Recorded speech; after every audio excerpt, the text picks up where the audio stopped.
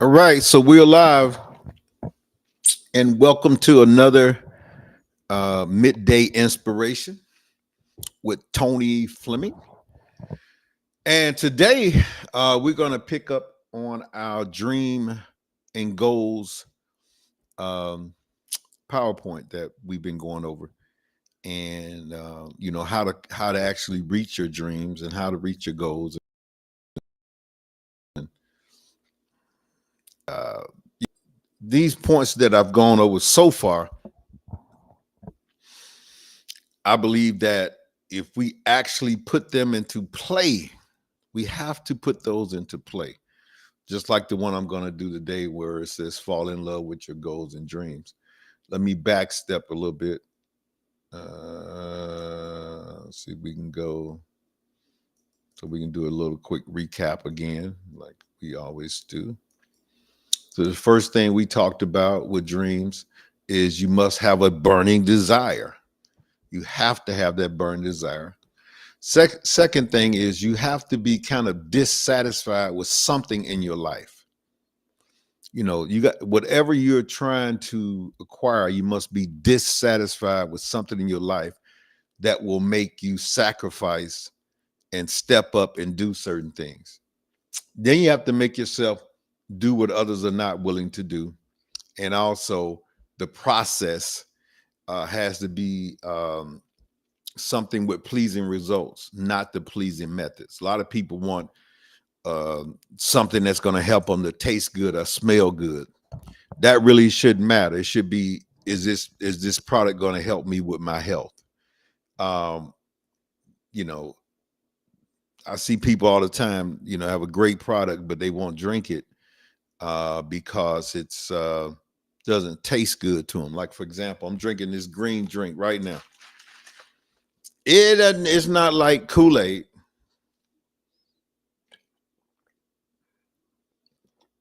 but I know the green drink is going to help me with my health. I've made myself, say, Tony, you want a healthy body or you want to drink something that tastes good.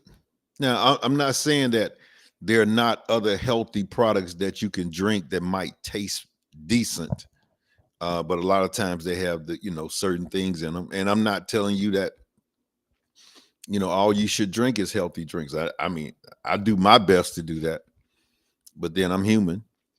So, but it's people I know that won't drink this green drink because of the way it smells and how it tastes. And that's a challenge with trying to be successful in life. And I just use that for example, but the process could be, I don't know, writing out certain things every night, and you don't like that process. And successful people don't care what the process is; they care about the pleasing results. So you have to understand that. That's one thing that um,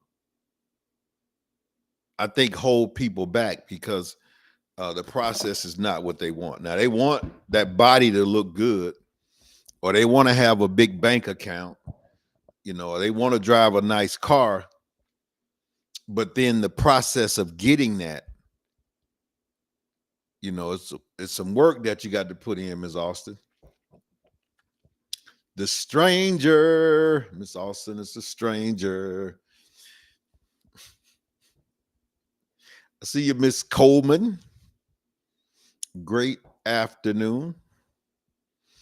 Um, but yeah, that's you have to do those things. Second thing that we talked about was um, going backwards was the vision board and making sure you have that up, because out of sight, out of mind, you have to have those dreams and goals in front of you to think about all the time. You got to sleep it, fall asleep thinking about it. Even if you really want to make it happen, go to sleep with some headphones on that's talking about your dreams and goals. Because, when you fall asleep, you're in that theta phase. And the theta phase is where you really, it's kind of like a hypnosis phase. You're falling to sleep. And when you're in hypnosis phase, You don't hear anything else but what you're programming to hear. And it really records those things in your mind.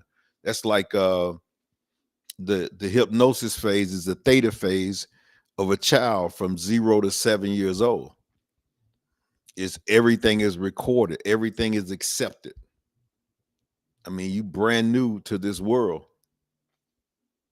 So you got to sleep it, and then you got to create that vision in your mind, and so you can walk around with it like a hologram, like a little movie playing in your mind. And the way you get that is from repetition, repetition, repetition, repetition. I keep going backwards. Then we talked about environment on Thursday. You know that when you start separating, there will be some loneliness because you're so used to being around people. You so used to being in that circle that once you start conquering your dreams, those people you will realize are not trying to conquer any dreams. They're just going through life, and they have decided that their life is what their life is, and they're not going to try to do anything after that. So you got to get out of that environment because that environment will make you uh, it will make you not focus on what you're doing. It will make you not stay um, in line with your goals and dreams. It will distract you. That environment will take you uh, out of your focus. People say, "Well, these are my friends, and they don't, you know, uh, they might not have dreams and goals, but they want me to have mine."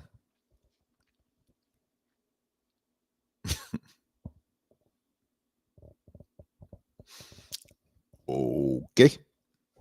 So then we talk about reading and making books your friends because I mean, think about it.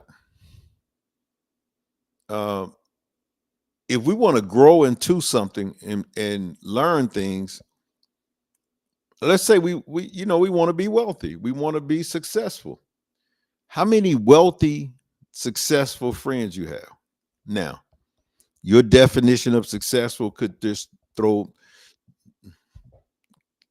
could mess this whole example up. It could really confuse this whole example when I say uh, successful and wealthy friends. You might say, because I know growing up, successful was, if you worked at Bell South or AT&T and you had two cars in the driveway, that was successful. Now, if that's your idea of success, then um, you might not need to read any books in it because you can go right to those people in your neighborhood and talk to them and find out what. But if that's not your idea of success, and that you think success and wealthy is much bigger than that, where are you going to find those friends to talk to? Because I know I didn't have any super wealthy or wealthy people in my neighborhood. I didn't have any wealthy people on my job. I didn't have any friends who knew wealthy people. But I did have a bookstore, which is, I thought bookstores were like gone away. But yesterday Barnes and Noble was packed out. I was frustrated because, at some point I go in there, it's real quiet. Nobody's in there, like, because everybody order online now. But yesterday, I mean Sunday, they were packed out in Barnes and Noble. I'm like, wow. Well, that's a good thing, though. That means people are still reading. Uh, but when I started reading books, I read books on wealthy people. I read books on successful people. Some people even hate the word wealthy, and that came from the environment they grew up in. That came from the 0 to 7 phase where everything was programmed. That came from hearing their mother and father or somebody in the neighborhood say wealthy people are evil and you don't need to be around them. They just, that program locked in at that age, and it's still there because that was a theta phase. In order to erase that program, you have to read books. And then you choose, because books give you a different perception. So then you choose uh, the thoughts you want to think. Then you can say, I got to erase that thought. But if you don't have a different, I mean, not perception, I mean, perspective. Books give you a different perspective. And so when you um, get a different perspective, you got to decide on, the old thinking I had or this new. But if you're not getting any different perspectives, you're not gonna change anything. All right. That leads us to the day. Falling in love with your goals and dreams. Now, anybody remember growing up and you meet your first girlfriend or boyfriend and you fall in love, or your first, or it might be, you might be in high school, you might be in college, you might be in the army, I mean the military, you might be anywhere, and you put your eyes on this person, and it's like, and then y'all start talking, and then the next thing you know, you're falling in love. Now, what happens when you fall in love? Can somebody put in the chat what they think happens when you fall in love? I still remember the Isley Brothers song, Let's Fall in Love. Think it over. Come a little closer. All right, my chat people. If you're not going to comment, then I'll give you the answer. What happens when you fall in love, you get focused. What do you mean you get focused? You get focused on that person. You know how you might be having challenges in life and, growing up as a child and a kid, and you might be having problems in the military or at college or in high school, and boom, you meet this person. And now everything is good. You floating on earth. You're talking to them night and day. All the other challenges and problems that you had, you put them to the side right now. You're not focusing on them. You're not thinking about them. You're focusing on that young lady or that young man, and y'all talking every night on the phone. Any chance you get to meet, y'all met up and smiling and holding hands. And I mean, the world just changed because you fell in love. I mean, you got you got laser beam focus at that point. I mean, it was night and day, and y'all talked all together, and nothing else mattered. Nothing else mattered. Nothing else mattered. Yeah, I remember that. You're on the phone in high school. You're like, well, no, you hang up. No, no, you hang up. No, you hang up. No, no, no, you hang up. You hang up.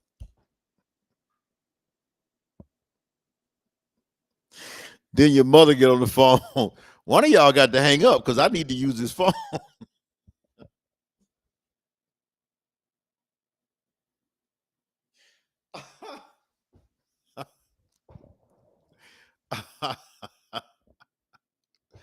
That person, y'all was like, man, it's all good. So take that and picture you fall in love with your goals and dreams. No, she wasn't nice either. You don't get the hell off this phone. One of y'all better hang up. Oh, okay. But if you picture that same scenario, that same feeling when you fall in love with your dreams and goals, and when you start falling in love because you're working on them all the time, rewriting your goals, you believing in them, you're thinking about them, and you just, oh man, how can I tweak this? How can I do this? How can I? You straight focused. Now you know that loneliness don't really bother you as much. You know, the loneliness I was talking about by separation, and that loneliness is not really there anymore because you are laser being focused on your goals and dreams. You know, rewriting your goals, you're making the phone calls that you need to make. You're in line with that. Nothing is gonna uh, sidetrack you from staying focused on your goals.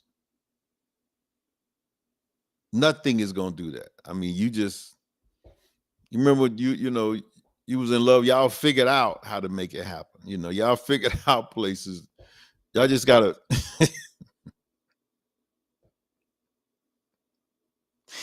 I had this girl.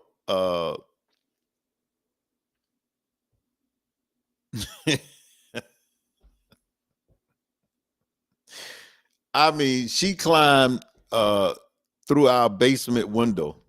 I was downstairs. She pulled the car on the side of the house. I was thinking, man, my mom and dad come downstairs. I was saying, you had to get behind that couch. She actually climbed through the window, one foot in, and then the other foot in, and then I pulled it in.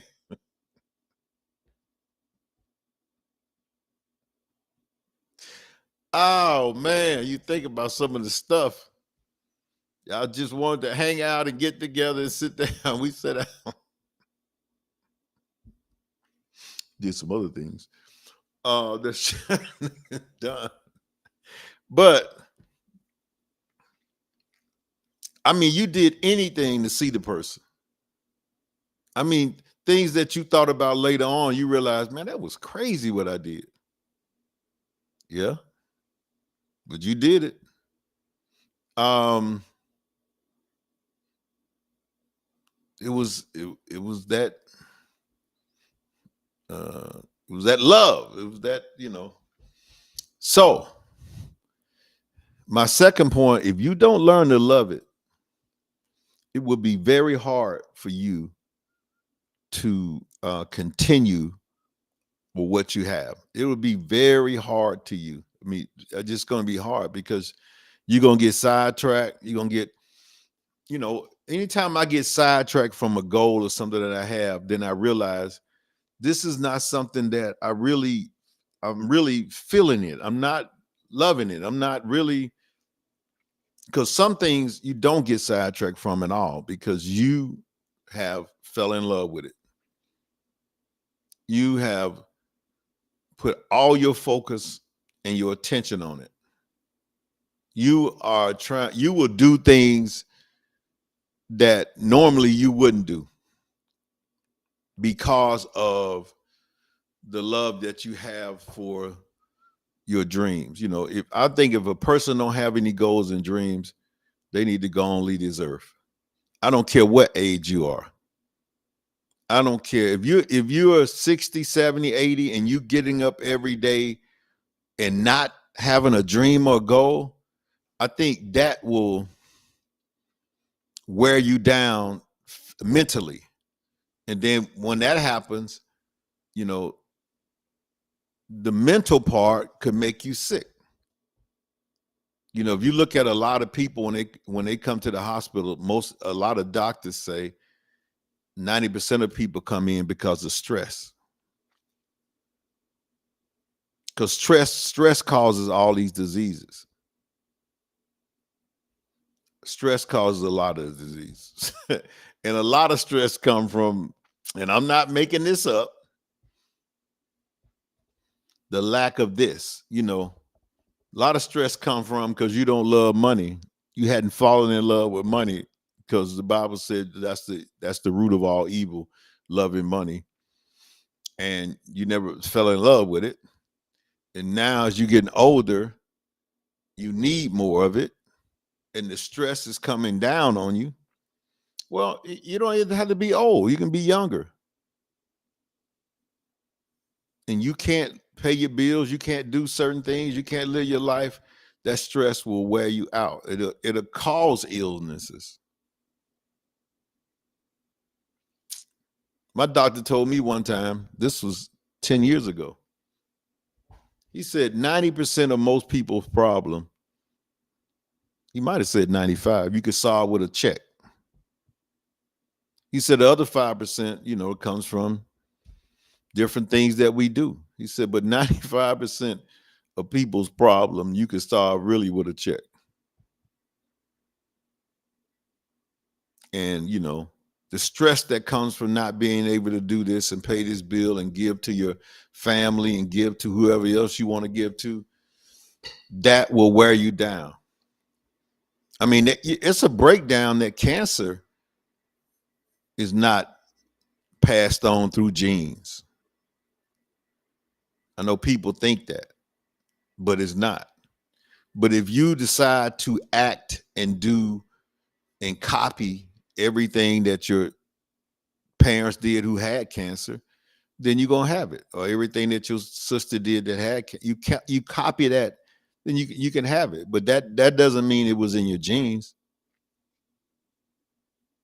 But we think that cancer running my family. Well, if you're doing the same thing in your family that people who had cancer, yes, you eating the same food, you operating the same way, you stressing the same way, and you can think cancer into your life. I know you people said, how did that happen? You can think it. Just like you can think yourself healthy. But you got to separate from a lot of people.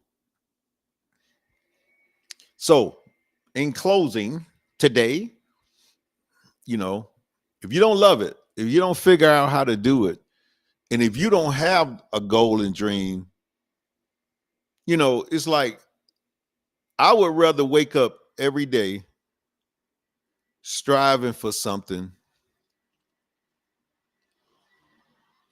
and losing than to wake up, not to wake up at all and strive for nothing. I'm just waking up, going through the motion, waiting for my time on this earth to end. Oh my God. I would, but it's people do it all the time. They say, I'm done. I'm retired. I'm done. You don't know. You really don't know how close you are to really being done when you say that. I'm done. Mm. Mm. I always say, man, that word. Now, you can retire and still do things and have goals and dreams. Now, I'm not talking about that person. I'm talking about the person that retires and just sits on the sofa and his goal is to watch TV and everything else, then wait for the check to come in. And it's some people who retire and start businesses. They retire and maybe keep doing the same thing. They might even contract. They'll get their retirement, then they'll contract with it. But they're up doing something productive and striving for something and have goals. Hopefully. Because, and I know it's people saying, well, you can have goals and dreams and not hit them, and you can that's true. None of this guarantees you that you're going to acquire those goals and dreams. But I can tell you this, if you don't do these, I can guarantee you it won't. It's a guarantee. If you don't, it's a guarantee that you won't have. If you do these, I can't guarantee that because some things don't fall in place. Maybe certain things didn't happen, and maybe I can't say that. But I can guarantee if you don't do these things, if you don't have a vision board, if you don't have dreams and goals, if you're not dissatisfied, if you don't have a burning desire, it can't happen for you. Well, I know somebody said, well, this person here, is their luck? You have, gray areas. You have, it's funny how we go find those people. We go find the needle in the haystack to say, Well, she didn't do it like that, and he didn't do it like that. Just to prove a point, man. There's always needles in a haystack. But you go find it just to prove that they didn't do the process. Okay. You copy them there. You go copy them. All right, folks. Truly, today I hate to leave you guys because I love talking to you guys. The few, the proud, the 5%ers that's on here. So I love it. But I gotta go. So we all know the pen and the pencil broke. So we gone. Y'all have a fantastic, fantabulous Tuesday. Keep those goals and dreams and that vision in your head. Keep that hologram going.